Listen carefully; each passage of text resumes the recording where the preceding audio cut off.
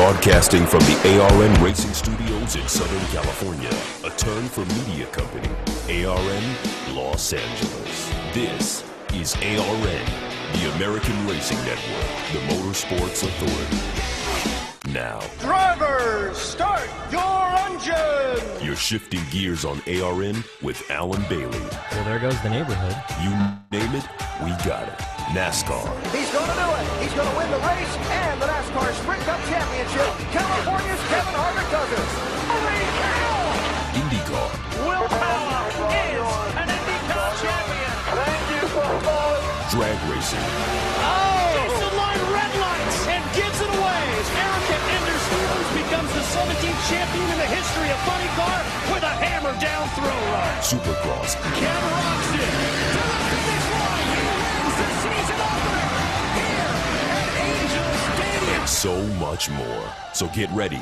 You're shifting gears on ARN with Alan Bailey.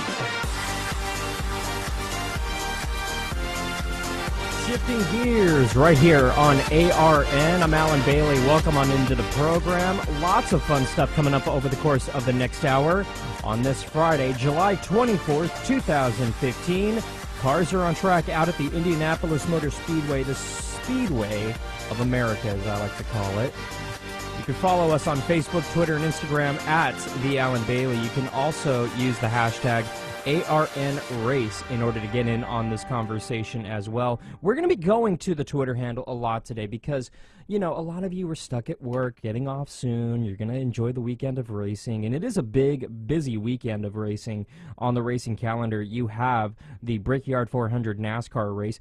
Eldora was a couple nights ago, and I got to tell you, Eldora's putting on more and more of impressive racing out there for the trucks and for, frankly, all forms of racing you race out there. So it begs the question, are we going to see an Xfinity car, maybe a Cup car in dirt? We'll discuss it. Plus, I want to get into this. Jimmie Johnson, where will he end up in 2016? No contract signed as of yet for 2016. The contract that he currently has is up at the end of the year, not only with Hendrick Motorsports, but Chad Knaus and sponsor Lowe's are also up at the end of the season. So as of right now, that 48 is going to be white and doesn't have a crew chief or a driver. It is under the assumption that, yes, we're going to see Jimmie and Chad and Lowe's back next year, but it's not in writing yet, and it begs the question, if Jimmie Johnson, Chad Knaus don't re-sign with Hendrick Motorsports, where could or would they go? Now, yes, all indications point, yes, Jimmie's going to be back with Hendrick next year, but for a little funsies, where you think Jimmie Johnson would end up if not with Hendrick Motorsports? At the Alan Bailey, Facebook, Twitter, Instagram. You can also use the hashtag ARNRace in order to get in on the conversation as well. In Indianapolis this weekend, it's a new aero package that they're debuting out there. This is different than the one that we saw a few weeks ago out at Chicago. Very different, actually. Number one, the big, wow, that's different. The spoiler. It's humongous. It's absolutely humongous. It is 9 inches, and it's an inch thicker. Yeah. It's insanely huge. It's insanely huge. It's bigger than a Coke can, or just as big as a Coke can, just to give you a little size perspective there.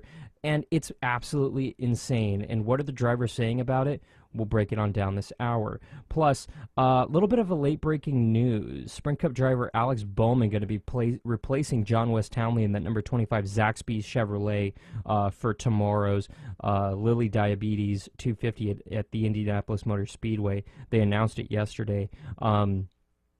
In a press release that was announced yesterday, Townley got a non-racing injury while competing in the Eldora race. Not clear as to when he's going to be returning, but currently 5th in the truck standings. Townley is set to return next weekend at Pocono. We'll give you an update on his condition a little bit later on as well. But there's a lot of other things happening outside of the world of NASCAR, and yes, congratulations to Christopher Bell, who won at Eldora on Wednesday night. There's a lot of other things besides NASCAR that are happening right now, namely in IndyCar, because they announced this week that the Verizon IndyCar Series is going to be running those new LED position panels on all of the cars. And this one's interesting. It's an 8 by 7 inch tall LCD panel that, and it's only 3 millimeters thick. It's insanely cool. It's going to be attached to both sides of the airbox, right below the cockpit camera mount on each of the chassis. Now, the system was first tested in mid-April at Barber, and the running order is going to be on there as well, but also push to pass and pit stop timer, etc. is going to be on there. So pretty cool. This is a piece of technology that I've been saying we've been needing in all forms of racing for a while for fans. So very cool that IndyCar stepped up and brought this to their series in 2015. We'll talk about that. Plus, what is Courtney Force and Graham Rahal up to?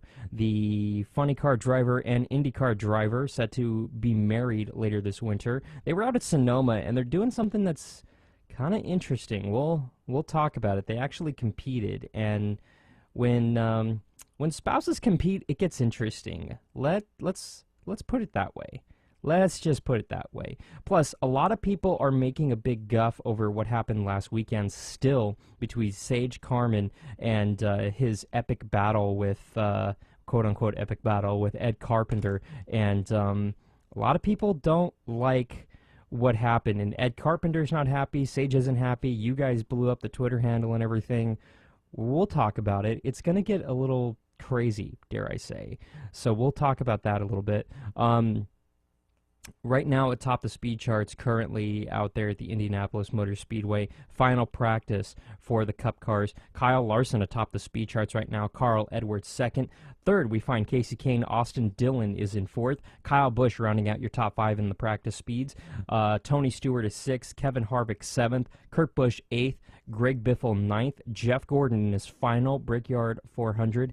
10th on the speed charts right now. A couple of notables: Jimmie Johnson 13th, Matt Kenseth 14th, you have Brad Keselowski 15th, Denny Hamlin, who had an interesting incident earlier today, 16th on the speed charts, Danica Patrick 20th on the speed charts, Dale Earnhardt Jr. 25th, 24th, the young rookie Chase Elliott as well.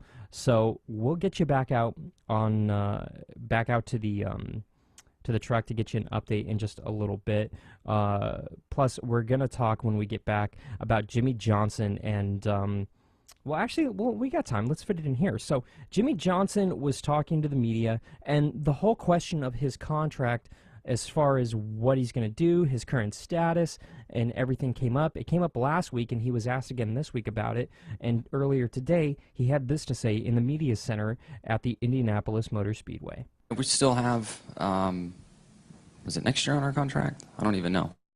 We're obviously not concerned. So we're getting things buttoned up with Lowe's, with Hendrick, with Chad, myself, all of that. So like I said, I think last week, I'm home. It's just a formality at this point to get everything kind of finished up and done. Makes it seem like it's just a matter of, well, I just got to sign the darn thing, and it kind of has that feel to it. Jimmie Johnson, he's not going anywhere. He started at Hendrick in 2001. He was running some races for Hendrick Motorsports. He ran a partial schedule in 2001. 2002 was his rookie season.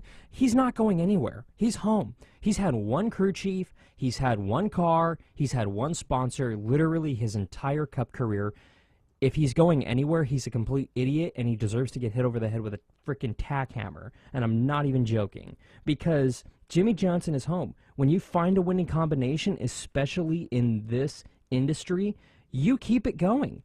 Don't break up a good thing. Yes, Jimmie and Chad have had their ups and downs, let's just say, but 6 championships, you can't argue with results. They're eligible for their 7th championship this season. They're in contention for it. So it's not something that I'm honestly worried about. He's going to sign that contract. It's just a matter of when the pen goes to the paper. That's all that matters. And honestly, I think at this point, it's Lowe's trying to negotiate for a lower price. Hendrick probably wants a higher price. And I don't know this for a fact. I'm just speculating. But that's probably what's happening. Because, correct me if I'm wrong, but if you've been spending money on something and it's turned out to be a great investment, don't you want to pay a little less and save a little money for yourself? Yeah, Lowe's is probably trying to save some money. It's not that they don't believe in Jimmie. It's just that they probably want to save a little cash. Hendrick wants a little bit more cash because costs of everything is going up. You don't believe me? Just look at gas prices. So Jimmie Johnson, Chad Knaus, Lowe's, they'll end up back in Hendrick Motorsports for 2016 and beyond. They're not going anywhere. And there's a couple of websites that, frankly, need to push readership on their sites that are writing reports. Jimmie turned down a lifetime contract. Ugh. Yeah, he did. That was like 4 years ago, though. You know why he turned down that lifetime contract? It's not because, well, I want to get more money. No. It's strictly because he didn't know if Chad was going to re-sign. Chad wasn't comfortable signing a lifetime contract, plain, period, and simple, and Jimmie didn't. You know what that's called? Loyalty. He wants to be with Chad for the rest of his career, and he will be. He will be. As soon as Chad Knaus hangs up his crew chief hat, that's probably when Jimmie Johnson's going to hang up his driver helmet. But that's not happening, at least for the next few seasons. So let's just kind of file this under, yeah, big deal. Let's not make a story out of something that's not really there. Because that's what it is. It's an attempt at a story that honestly isn't there at all. So, moving on. I don't care. When we get back, I want to talk about dirt racing and NASCAR and how it applies to racing in general and big forms of racing, big series I should say, not forms of racing, and how dirt racing once in a while might actually be the thing to help ratings and help interest in not only NASCAR but perhaps even in other sports. Oh yeah, I'm going there. We're going to talk about it, so do me a favor, don't go anywhere. You're shifting gears right here on ARN, the Motorsports Authority. Sick of bad race coverage or none at all from those other networks? Make ARN your one and only for all things motorsports. ARN, the Motorsports Authority. Hey guys, it's Alan Bailey, and I wanted to tell you about when I first got started in broadcasting. Something that I tried to do was I tried to build my own website with one of these free website builders, and it was really bad. I ended up spending hours and hours working on this site, and I didn't get it the way I wanted. I hated the colors, I hated the options, I hated everything about it, but I needed a website. So reluctantly, I launched the website, and it wasn't good. I didn't get any business or any traction from it. The website was horrible. In order to put a .com on there, I had to pay all these huge fees and all these hidden fees. Once I got past all the fees, it would have been thousands and thousands of dollars for just a very simple website. So I ended up taking it offline. Fast forward years later, I called Apollo Aesthetics. When I was getting ready to build my personal website, I decided to heck with it. I'll spend the money. And I didn't care how much it was, anticipating spending thousands and thousands of dollars. And then, when I got the quote from Apollo Aesthetics, boy was I shocked, because the price was super, super low. Monthly payments with a low down payment. I gotta tell you, I've had such a pleasant experience. I'm not building any other websites. I've learned my lesson. I'm going straight to Apollo Aesthetics so they can build it right and they can do everything that I need. Whether you're looking to build a website, design a logo, figure out your hosting, your emails, and social media accounts, Apollo Aesthetics can help you with all of these, including building a shop for you to sell your product online. Log on to apolloaesthetics.com to request a quote. That's apolloaesthetics.com.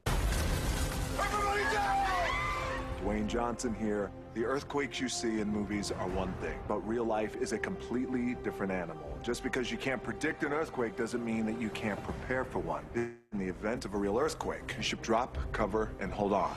Visit ready.gov/earthquake and practice what to do to keep you and your family safe in the event of a real earthquake. And you'll be seen as a hero by your family and your loved ones. Brought to you by FEMA and the Ad Council.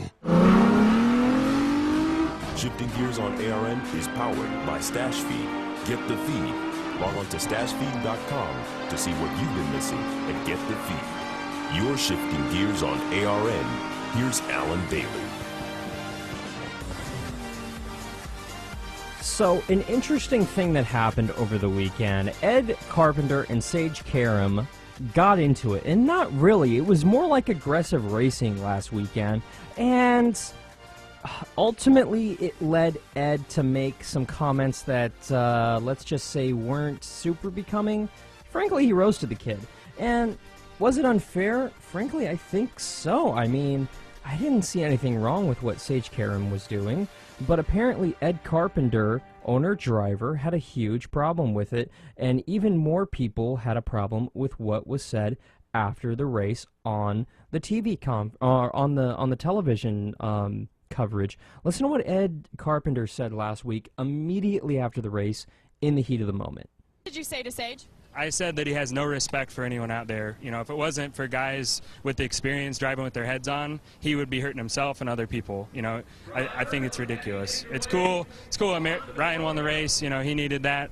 You know, Americans kick butt tonight. I'm just mad because I had a car that was good enough for third, fourth, and, you know, I do safe driving, slam on the brakes on the straightaway to save Sage's butt, and he gets rewarded with the podium for it. He should have been penalized on the spot.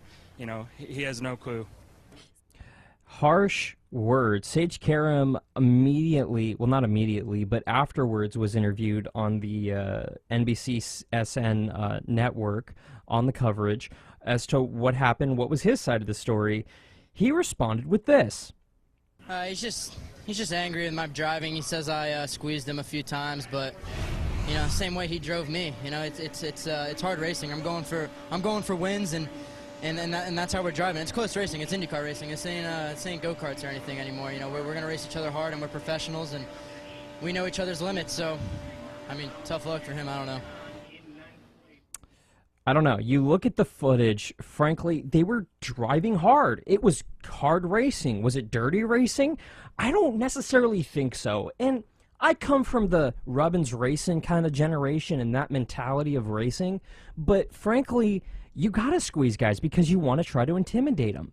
If that means you get wrecked, then you get wrecked, frankly. But I'm not saying that you got to wreck a guy in order to intimidate him. I'm saying you got to do that. You got to get a little rough. You got to get a little aggressive because this is racing in the Verizon IndyCar series. What do you honestly expect? I got to side with Sage here because Ed kind of has the mentality of, I'm an older veteran. I should be the one that gets the room on the racetrack. And frankly, Ed has not had a good season. He's had a pretty bad season overall. Sage is just kind of coming around. He's a rookie, second in the rookie standings right now. But honestly, that was hard racing. Ed didn't like it because it didn't turn out the way he wanted to and because he actually had a decent car for the first time all season and everybody was supposed to bow down to Ed Carpenter, the owner-driver. A lot of you guys tend to agree. This one coming from Emo Fan. Time for Ed to hang up the helmet. Try to get Danica back in the series with his team. She'll bring plenty of sponsorship dollars and maybe even win a race. Maybe multiple races. She has never won a NASCAR race. The good old boys will see to that. Also, Danica will have Sarah to do the sisterhood thing if necessary. What do you fellas think? Well, let me be honest here. I think Danica's not going to make it in NASCAR. Danica Patrick, I think, actually had a decent shot in IndyCar because she was finishing on the podium. She had a win in IndyCar, and yeah, we can get into the technical mumbo-jumbo of, yeah, they let her win, blah, blah, blah, even though they did. But frankly, Danica brings sponsorship dollars. NASCAR definitely took advantage of that, and so did Stewart-Haas Racing, but right now she currently does not have a contract at Stewart-Haas Racing. All indications kind of point to, yes, she will at some point soon. They're working on it, but nothing's in writing. Let me stress that again. Nothing is in writing, but it's not something that's happening right now. Danica had frankly, had better success in open wheel than she has had in NASCAR so far. And yeah, Simona has had better success than Danica technically, and she's got more of a fan base, yes. But frankly, I think that the cars are more to her driving style in IndyCar than NASCAR. And I think it's more of an adjustment, and it's more of a challenge for her to drive a stock car. That, and the fact of the matter is she's with a team that, frankly, Stewart-Haas Racing has had a really good season with one driver, a decent season with another one, and two horrible seasons with their other two drivers. Very mixed bag of cats there in that team. And I don't know. I just don't see Danica succeeding in the current situation she's in. And I don't think it's a crew chief. I don't think it's an equipment thing. I think it's a she can't get the job done thing. at this point, because she hasn't had a bad season, she hasn't had a great season, and she's had a mediocre season. That's been her career in NASCAR, mediocre. And it kind of was her career in IndyCar too. Decent, but mediocre for the most part. And yeah, I can sit here and I can say, well, she wasn't with the right team. And frankly, if what I'm seeing out of Ed Carpenter's team, if you're emo fan, if you're suggesting Ed Carpenter is going to be a better fit for Danica than Stewart-Haas right now, I got to call you absolutely flippin' insane, because Danica needs an A-plus car. She needs a veteran car chief with her and crew with her that are experienced in order for her to win a race and in order to contend. Is it time for Ed Carpenter to hang up the helmet? I think it is. I think he needs to pick between an owner or a driver. I don't think you can do both, not for a while and not competitively, not in today's day and age. 10, 15, 20 years ago, I think you could have pulled off an owner-driver, but because of the day and age we're living in, not just in IndyCar, but in all forms of racing, it's very hard to do that. Look at the success, quote-unquote, that Ed Carpenter's had this season and as of late. Not so great. He's adjusting right now. Look at Tony Stewart, for instance. Yes, he won the championship, and yes, he won 5 of the last 10 races a handful of years ago, but right now, he's struggling as an owner-driver. It's very, very, very hard to be an owner-driver in today's day and age. A driver has to be clear-headed and has to focus on things on the racetrack. Owner-drivers, their heads are in the checkbooks, they're in the legal books, they're in the shop, they're thinking, what do we need to do day in and day out? And Tony Stewart, in his case, has kind of taken on a little bit more of that this season, simply because his partner, Gene Haas, has been working on that F1 car. So Stewart's been basically picking up the slack, more or less. Ed Carpenter and Sarah Fisher, they merged, and everybody thought, well, it's going to be less off his plate, he's going to get better, and it did absolutely nothing to help Ed. I think Ed's putting in more time than ever, and I don't know. It just really doesn't, I don't know. It's a big question mark. Back to Twitter, Speed Racer Forever sends this one in. Ed Carpenter, what goes around comes around. Go, Sage Carman, go. Drive like he drive. Drive like he drive. That's the kind of grammar I like to see on this program. I don't know. That one was interesting. Here's one from at Knoxville.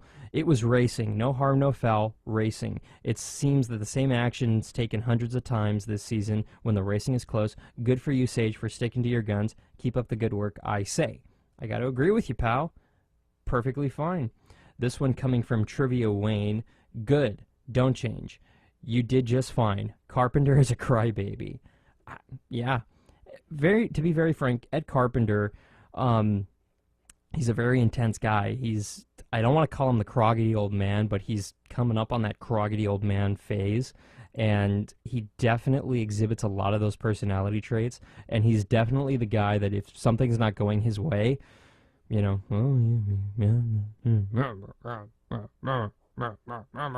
it's kind of his reaction. He doesn't really say anything. He'll just kind of grunt and just be like, yeah. It's like, okay, well, Ed, can you answer the question? Yeah. I had him on at the end of last season on this very program, and we talked about the merger, and it was one of the most difficult interviews I've ever had to do, simply because he truly didn't want to answer any questions about the merger. And it was like, listen, I felt like telling him on the air, it was like, listen, I understand that you want to focus on this season, but your sponsors from this season are going to be the sponsors next season, and they want you to answer questions, period. He wasn't answering anything about this season. It was right after the merger was announced, and I was trying to talk to him about everything that was happening and everything that was coming up. He didn't want any part of it, and it was absolutely hysterical. It was. You can go back and listen on ARNrace.com if you want. The interview is posted on there, but it was infuriating as a reporter. It was just stupid, for lack of a better word. It was just insane. Also on Twitter, this one comes from KUSAGT. The thing is, Sage has been driving reckless all season. I could get him being upset for Sato for his incident in Indy. However, since he has been driving like a complete tool, taking almost every opportunity to take Sato out. Couple that with his antics at Fontana, someone calling him out on his crap, it was going to happen sooner or later. Listen, obviously you're a Sato fan. Obviously. And obviously you're holding resentment from that. I'm not talking about that. I'm talking about the incident between Sage and Ed from last week. That's what I'm talking about. And since you bring up Fontana, so did somebody else. A Tyler Christian film on Instagram actually sent this one in. I remember a couple of weeks ago when Ed tweeted this after Fontana, quote, "I love close IndyCar racing. Hate to see drivers badmouth the series. If you want to race, race. If not, retire," unquote. Someone should remind him about that. The internet never forgets and the internet never lies. Those are the two sayings, right? I remember seeing that tweet and I remember thinking the exact same thing, a Tyler Christian film. It was very interesting that he had that a few weeks ago and this last weekend. Complete 180. But it's kind of like, you know, I forget what happened 2 weeks ago. The only thing that matters is what happened last week kind of thing, unless it didn't go my way. Yeah, that was just... The fact that Ed tweeted that out on his personal Twitter handle just cracked me up when I went back and checked that one out. That was great. And this one coming from Lionist Telly on Facebook. "Go away, Carpenter, you one-trick pony. IndyCar racing needs drivers like Sage, not somebody like you who only drove on one type of track. Be a car owner and shut up already." Yeah, I got to agree. You look at Carpenter's career, and this is a fact. He's only won on one particular type of track and has not had success whatsoever on any other types of tracks. He's clearly suited to a certain driving style, or the team is. It's very interesting. You bring up a decent point there. This one coming from Brian on Facebook. Did Ed give Sage the finger? Driving one-handed? Going 175 miles per hour? Nice! I saw that, and honestly, all week I've kind of been checking my emails and I've been calling IndyCar because I wanted to see if there was going to be a penalty about that. No penalty. If this was NASCAR, Brian France would have gone under those heat lamps in a media center somewhere. We regret to make this announcement, but we are finding Ed Carpenter for the obscene gesture.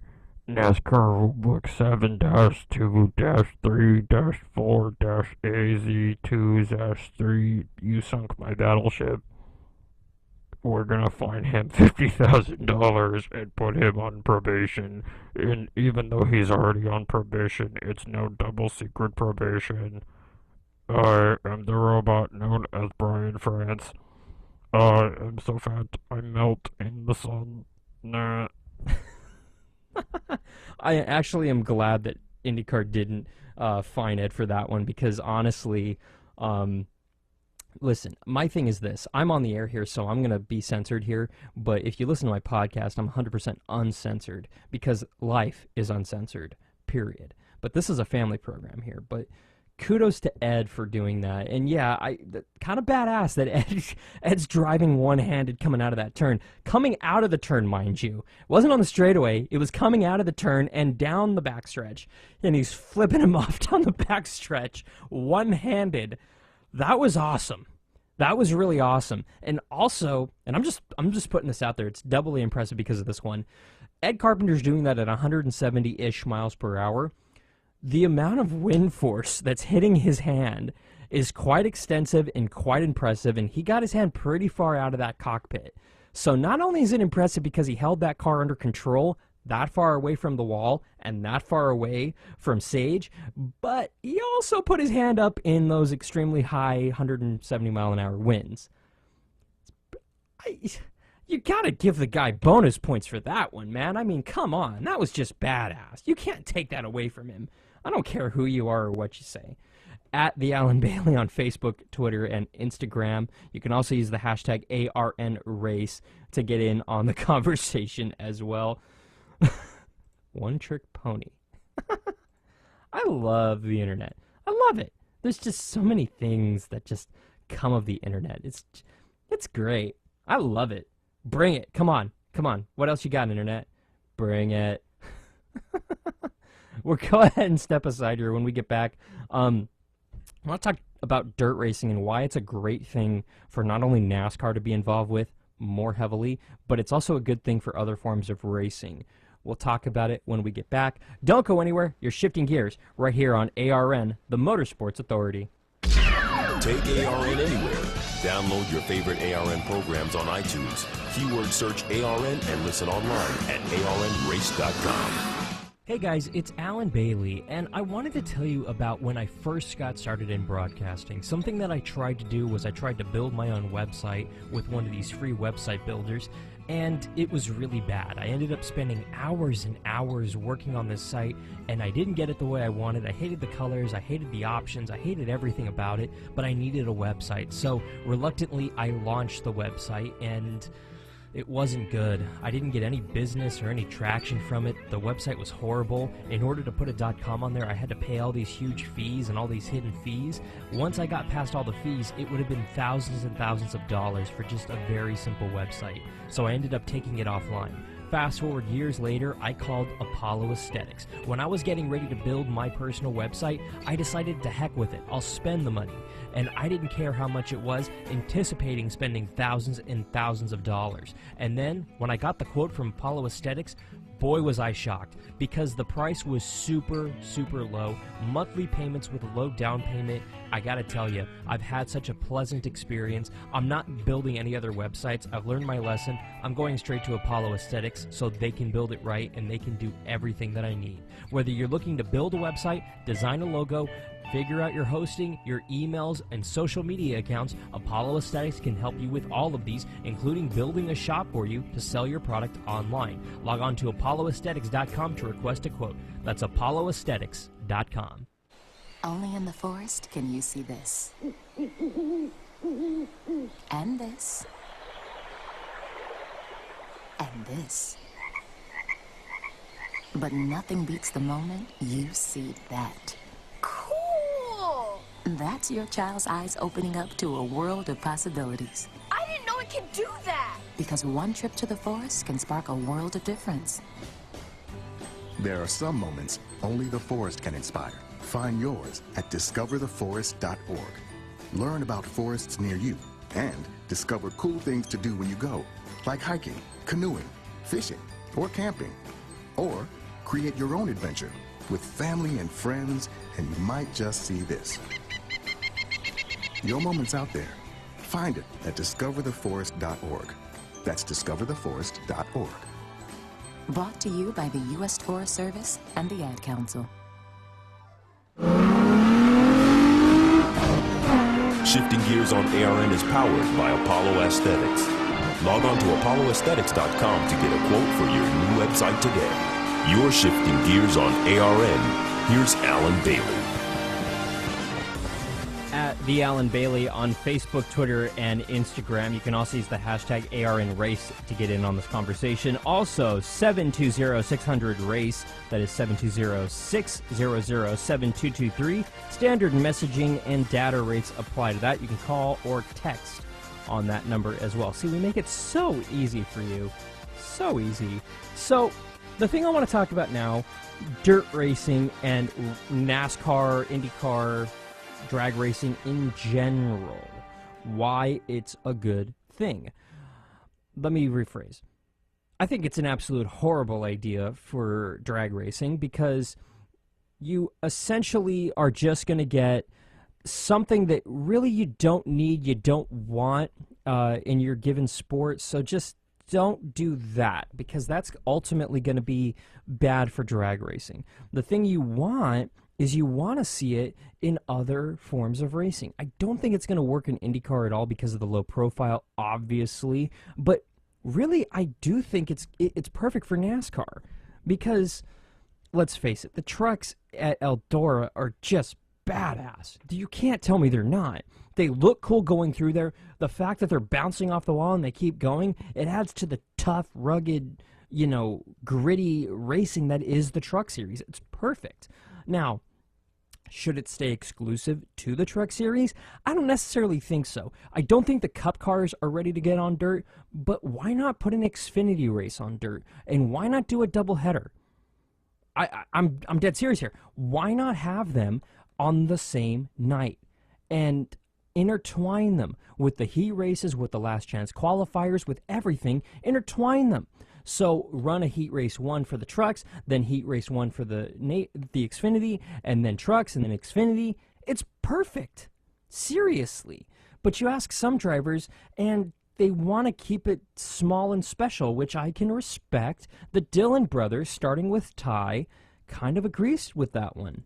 I know everybody wants to see more dirt races throughout the series, but I think we need to keep it unique to the Truck Series and what it is now. I think it's such a special event that everybody looks forward to for the Mud Summer Classic, and I think if you start adding too many of them, that you're going to kind of cloud the specialness of the event. I'd like to run a dirt race. I think it's fun. It brings something new to our sport, changes it up, and brings new fans that are, just curious to see what it's like. You can look at the highlights of the last 2 years racing here, and you can probably put those in any highlight reel of NASCAR's had in the last 6, 7 years, 10 years. Absolutely. Absolutely. Because the racing that we see at Eldora, and I'm dead serious here, is some of the best, top 5 races that we've seen ever. I'm serious here. You look at the racing from Eldora, and it's absolutely phenomenal. Period. You cannot tell me that it's not. And I think some of that specialness, frankly, I think it's kind of wasted midweek. I mean, I trust me, I love middle of the week races. I love it. I look forward to the truck race at Bristol every single year. It's one of my favorite things. But the Eldora race, I got a chance to watch it, and frankly, it was a rush. I had to rush home. I had to get out of work early, rush home, and then it was like boom, boom, boom, I barely got home in time to watch everything, and it wasn't that fun. It just is something that ultimately it should be on the weekend. It should be at a time like a Saturday night or something like that that makes more sense. And I don't think NASCAR wants to do that. I think they like it the way it is. I think coupling it with the IndyCar weekend is cool because it's a prestigious weekend in general with Eldora and with Indy. However, with everything coming up with Indy, it kind of gets lost in the background until 2 seconds before the actual race. And the media coverage isn't that great, frankly. It's not something that makes the ESPN highlight reel, but it should. And how do we do that? Put it in a time where there isn't anything else going on. So maybe move it to the All-Star break. When MLB takes their All-Star break, move the Eldora race to that and keep it kind of a floating event every year and put it there. Because that week in general for sports is very dull. It's very meh. And putting it on a Wednesday night after the All-Star game, absolutely perfect. Because you'll get the highlight reels. You'll get the attention that race deserves. And I think in general that's what needs to happen for everybody in general. I don't know. We'll ultimately see what happens though. Where are we going now? Are we taking a break here, guys? No, we're not taking it. Okay. So the thing I want to talk about now is you look at this last weekend, Bobby Pierce. Underfunded team, he's the definition of an underdog. I mean, seriously, underdog of underdogs. And the fact of the matter is he's a guy who, frankly, he went out there and he kicked some ass, man. I mean, he almost won that thing over the week, this last week, or a couple days ago, actually. And frankly, it was just awesome to see in general. It really, really, truly was. And because of that, it led you to think maybe, just maybe, he can win this thing. He almost did, but you listen to him after the race. He truly was ecstatic. He truly was happy, and he loved doing it. Awesome. I know a lot of people before the race were telling me I was going to be the Kyle Larson probably, and I didn't want to be the guy in second, but that's how it goes, and I was just hoping I could get him back on that last run there, but Bell did a great job, did everything right to win the race, and if I could have just got the restarts better, think I could have had something for him, but, you know, it was a lot of fun out there. I'm out of breath. Yeah, no kidding. He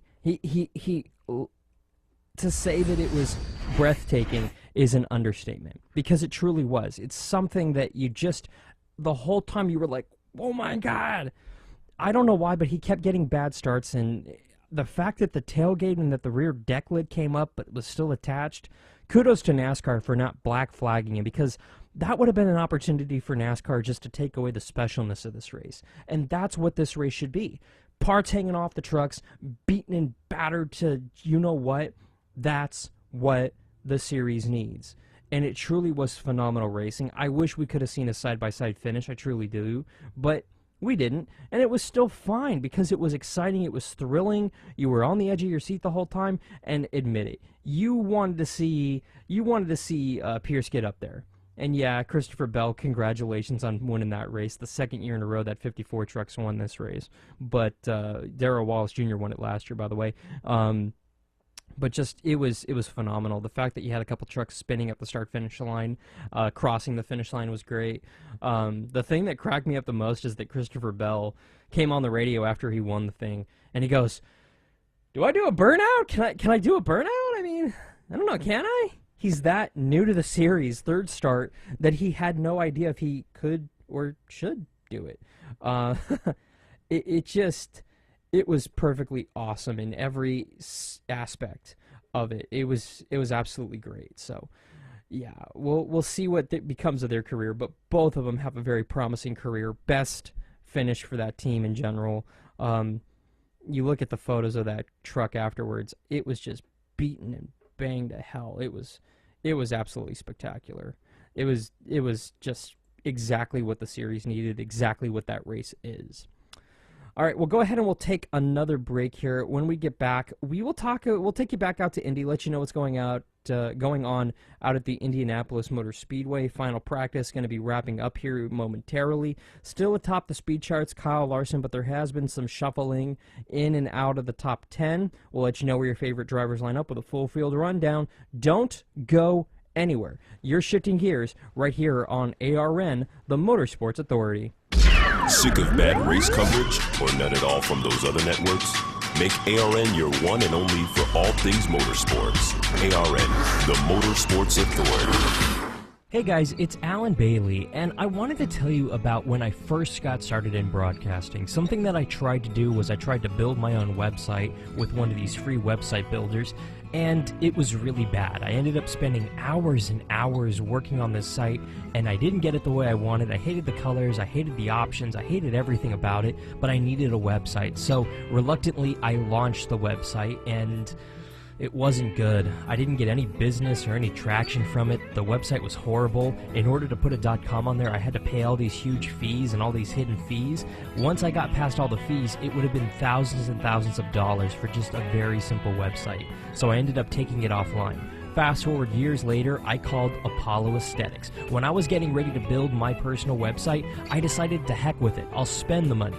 And I didn't care how much it was, anticipating spending thousands and thousands of dollars. And then, when I got the quote from Apollo Aesthetics, boy was I shocked, because the price was super, super low. Monthly payments with a low down payment. I gotta tell you, I've had such a pleasant experience. I'm not building any other websites. I've learned my lesson. I'm going straight to Apollo Aesthetics so they can build it right and they can do everything that I need. Whether you're looking to build a website, design a logo, figure out your hosting, your emails, and social media accounts, Apollo Aesthetics can help you with all of these, including building a shop for you to sell your product online. Log on to apolloaesthetics.com to request a quote. That's apolloaesthetics.com. Dwayne Johnson here. The earthquakes you see in movies are one thing, but real life is a completely different animal. Just because you can't predict an earthquake doesn't mean that you can't prepare for one. In the event of a real earthquake, you should drop, cover, and hold on. Visit ready.gov/earthquake and practice what to do to keep you and your family safe in the event of a real earthquake. And you'll be seen as a hero by your family and your loved ones. Brought to you by FEMA and the Ad Council. Shifting Gears on ARN is powered by Stash Feed. Get the feed.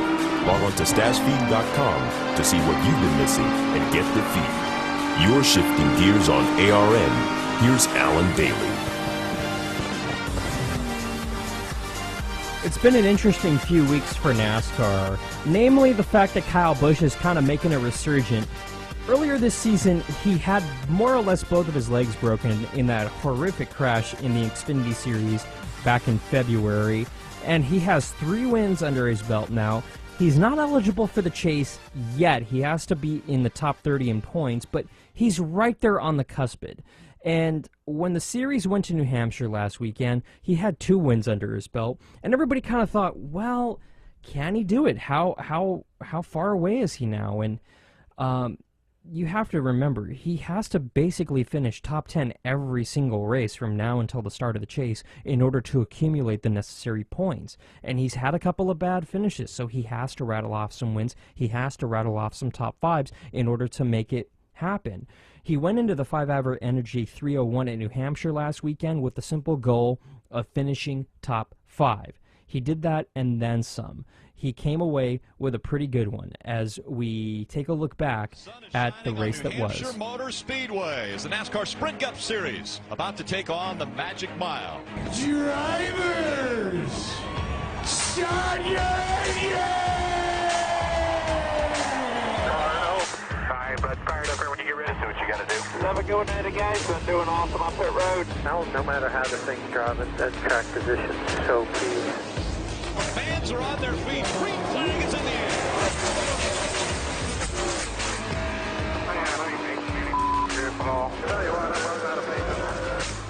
What the hell? We need to start hitting people like that in the center to get by them. Yep. The wall pretty good. Yeah, I got tire smoke already. The flames rolling out from the 7 of Alex Bowman. Remind me to put rear braking on when we come into pit next time. This thing's all up in front. It dawned on me. Harvick is running a modified line. Yep, and they passed left 3 times too. I got it. You got some smoke out of the left side. How that is? I'm over here. This puts Kyle Busch back on the lead lap. And we are in the catbird seat. Good job there, man. Kyle Busch looking for as many points as he can get to get into the chase. White flag, he will not get to you. Kyle Busch will win. Awesome job, this sprint. Let's keep it up. Ain't no give up in this 18. And that, simply put, is how you do it. That's how Kyle Busch did it this last weekend. And truly, it was something out of a movie almost. To see him come back from a lap down, it was absolutely spectacular.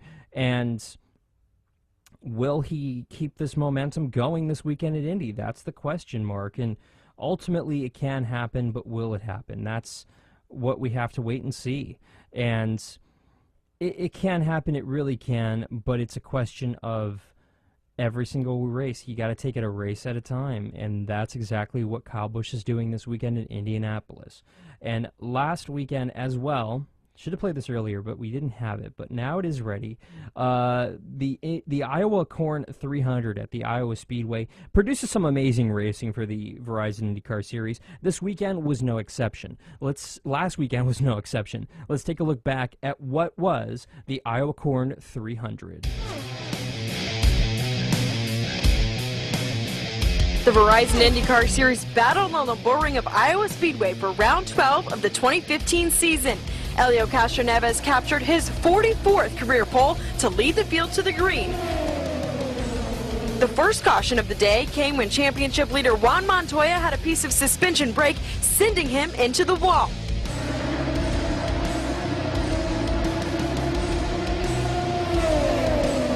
The next incident came from a collision between Rahal, Kimball, and Coletti, but all 3 continued the race. Tony Kanaan led coming back to green and gets challenged by teammate Scott Dixon, but Dixon can't make it work, allowing Helio to get back in the mix. Green flag pit stops came and Dixon has a slow stop, while last week's winner Sebastian Bourdais gambled again on strategy to get some time out front. Then Helio out front with Joseph Newgarden chasing him through lap traffic, and Newgarden finally found his way around the 3. While Justin Wilson tried to make his way through lap traffic, he slides high and tags the wall and brings out another yellow. Everyone heads to pit lane, and Joseph Newgarden beats Helio off pit lane to regain the lead.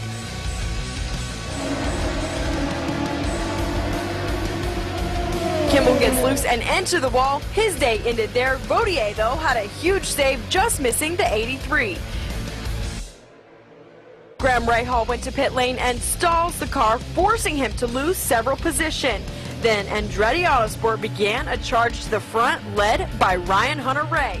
Another caution came when Stefano Coletti collided with the wall. Tony Kanaan pitted under this caution, but mechanical issues ended his day.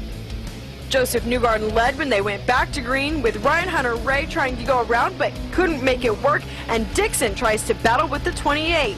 The 9 drops suddenly, but he heads to pit lane where he too found mechanical issues. Leaders pitted and Ryan Hunter-Reay wins the race off pit road to gain the lead. Takuma Sato brought out the final caution of the day, giving Scott Dixon a chance to rejoin the field. It would be a shootout to the end, including a heated battle between Ed Carpenter and Sage Karam, but Ryan Hunter-Reay wins the first race of 2015 to bring Andretti Autosport their 7th win at Iowa Speedway. Joseph Newgarden in second and Sage Karam in third for an All-American podium. The next race for the Verizon IndyCar Series is Mid-Ohio. Until then, stay tuned right here to IndyCar.com for all the latest news and updates. And that is what happened this last weekend in the Verizon IndyCar Series. And seriously, a lot of people said, well, it's over. Juan Montoya, he's going to go ahead and walk away with this championship. And he still might. I'm not taking it away from him. But the fact that Graham Rahal is only 42 points back, I don't know. We have a handful of races to go. It's definitely a possibility. It's not a certainty, but if Montoya has a couple of bad weekends here, it's something that could definitely happen. I'm just saying. It's something that's definitely possible. Definitely possible. So let's just, we'll see what happens here. You know, it could be very interesting, let's just say, in the final weeks here. You just have to keep watching. That's all it comes down to, is you got to keep watching every single week, because ultimately it's a pretty tight right there. And the fact that Dixon is right there a couple points back too, I don't know. This could get interesting here. Right there closing down the line. Montoya looking for a championship, but I don't know. Rahal might get it. I think it'd be very cool. Graham winning the championship and then getting married right there. That's kind of a sweet way to just kill a year. It's like, yeah, I won a championship and oh yeah, I got married. It's pretty awesome. Yeah. Seriously. Congratulations, bud. Or congratulations rather to Ryan Hunter-Reay and Andretti Autosports for the win this season. It's very cool, actually. With everything that happened, All-American front podium, that was insanely cool. Looking at just a couple of news and notes here, looking at the practice sheets, namely Kyle Larson still atop the speed charts for the Crown Royal presents the Jeff Kyle 400 at the Brickyard at the Indianapolis Motor Speedway. Race coming at you at 12:30 Pacific time on NBC Sports Network on Sunday. Kyle Larson, fastest in final practice right now, that's still going on. Kyle Busch up to second. Carl Edwards third. Martin Truex Jr. fourth. Casey Kane fifth right now. Austin Dillon sixth on the speed charts. You have Tony Stewart seventh. Eighth, we find Kevin Harvick. Kurt Busch ninth. 10th, we find Greg Biffle, followed by Casey Mears 11th. 12th, Jeff Gordon, his final race. Jimmie Johnson 13th on the speed charts, followed by Joey Logano 14th on the speed charts. Jamie McMurray in the 15th position. Matt Kenseth is 16th. 17th, we find Brad Keselowski. Denny Hamlin, 18th on the charts, followed by Trevor Bayne in 19th. Ryan Blaney in 20th. 21st, Danica Patrick. 22nd, Dale Earnhardt Jr. 23rd, David Reagan. 24th, we have Ryan Newman. 25th, we find Clint Boyer. 26th, we find rookie Chase Elliott. Michael McDowell, 27th. 28th, Michael Annett. A.J. Allmendinger, 29th. 30th, Paul Menard, followed by J.J. Yaley in the 31st position on the speed charts. Brian Scott in the number 33 in the 32nd position. Josh Wise, 33rd. 34th, Cole Witt. 35th, we find Landon Castle. David Gill in 36th. 37th, Justin Allgaier. Ricky Stenhouse Jr., 38th on the speed charts, followed by Sam Hornish Jr., 39th. Eric Amarola, his teammate, 40th on the speed charts. Jeb Burton, 41st.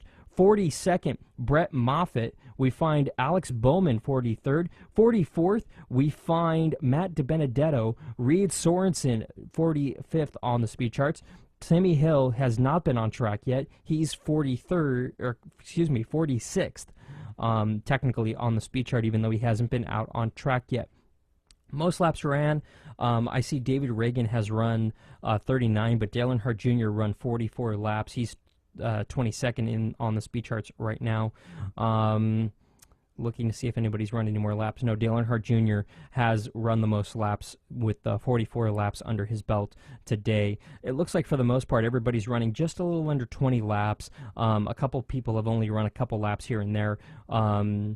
Kyle Larson has run 30 laps so far. He's the fastest. Kyle Busch has only run 5 laps so far during this practice session. Greg Biffle has only run 6. Michael McDowell has run 8 laps. J.J. Yaley has run 6 laps.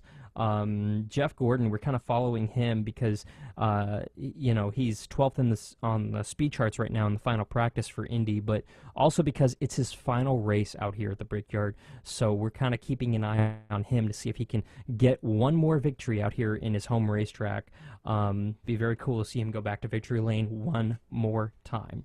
Now, the thing I want to talk about, major change this weekend. We hinted upon it earlier, but I want to dive into it a little bit more here. The larger spoilers are insanely massive this weekend out at the Indianapolis Motor Speedway for these Cup drivers, and somehow it's causing visibility issues, but not as much as you would think. It's part of this new high drag aero package intended to enhance passing at the track, where passing has been extraordinarily difficult for years. Now, NASCAR has teams running a 9-inch spoiler with a 1-inch wicker bill on it that sticks out into the race car. Basically, part of the spoiler is clear. It's giving drivers a little bit of a gap to look through the rear view, but Joey Logano says that he'd like to have more of that clear area. He said in the media center a little while ago, quote, "It's a challenge to see. You have a small gap where the spoiler is clear, and you can see out of that, and it's obviously the wicker, which is not clear, is on top of that, so it's kind of hard to see. You only have a certain amount, but I think I can see about 5 car lengths behind me, and any cars that are further back from that I can't see," unquote. A little dangerous, to say the least. And honestly, that's what I was thinking when I saw it. It was like, why didn't NASCAR make that all the way clear? I mean, I get the top probably has to be, it can't be made out of clear Lexan like the bill can, but at the same time, NASCAR can do more. Maybe make that more of a clear visor. I don't know. There's something that NASCAR can do to this. It's the first weekend with it, though, so I kind of understand why it isn't. So, I don't know. Cars to watch this weekend. Keep an eye on those Chevys. Chevy has won a lot here lately, and it's due in part to 3 drivers: Jeff Gordon, Jimmie Johnson, and Tony Stewart. All 3 are in the top 15-ish in the standings, and they have been for a better part of the day. I think that is a potential top. Those drivers are going to be battling for a top 5 all day. No question in my mind about that. The thing I am questioning is ultimately who's going to win this race. And honestly, I got my eye on all those Chevy guys. I can't take my eyes off of them. If there is going to be an upset, Kyle Busch. He's very hot right now, but my sleeper, keep an eye on Martin Truex Jr. He's a guy who has already won this year and punched his ticket into the chase, but he's definitely going to go for it. He wants to win out here. So does Front Row Motorsports. Keep an eye on them, or Furniture Row, I'm sorry. They definitely are hungry, and they can definitely sneak away with a victory this weekend. But ultimately, my favorite to win this weekend would be either Tony Stewart to snap the rotten luck that he's had, or Jeff Gordon to win one more time out here. That would be insanely cool. And as I say that, Ryan Newman jumped up to 12th on the speed charts, knocking Jeff Gordon down to 14th on the speed charts. Boy. Sorry, Gordon fans. We'll see if they can, if Gordon and his team can rattle off one more win out here at the Brickyard. Even if he can't, though, he's had a pretty darn impressive career out here. And Jeff Gordon doesn't need to win another race this season. He's regarded as one of the best drivers of all time in NASCAR history. Period. The end. That's your sentence. And nobody could take anything away from that. So that's something you got to kind of remember a little bit, because it's not over yet, but you know what? Jeff, It could end right now and it'd be perfect, period. That's going to do it for this edition of Shifting Gears. Log on to ARNrace.com to download this and other podcasts, and also to keep up on everything going on this weekend out at the Indianapolis Motor Speedway. For everybody here at ARN and Shifting Gears, I'm Alan Bailey. We'll see you at the track.